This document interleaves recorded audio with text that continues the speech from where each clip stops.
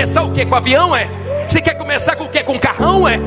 Começa no banheiro, começa vendendo na rua, começa no seu quarto. Tem gente que começou dentro de casa, mas comece. Não despreze os humildes começos, comece pequeno. Daqui a pouco Deus faz você ficar grande. Não queira começar lá em cima, não. Mas lá embaixo. Não despreze os humildes começos, não. Os pequenos clientes, não. O início não, porque o início é difícil. Tem gente aqui começando, a mulher falou, começou a olhar para o banheiro. E Deus falou, olha para o banheiro. E ela, meu Deus, que tanto eu olho para esse banheiro.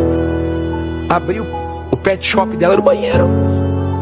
Tem gente que quando abriu a empresa, não deixava ninguém na empresa. Sempre dava uma desculpa, porque a empresa era dentro de casa, num quarto. Mas depois cresceu. Você vai crescer. A obra que Zorobabel começou, Deus ajudou e ele terminou. Fica em pé e diga, Deus vai me ajudar. E tudo que eu começar, eu vou terminar.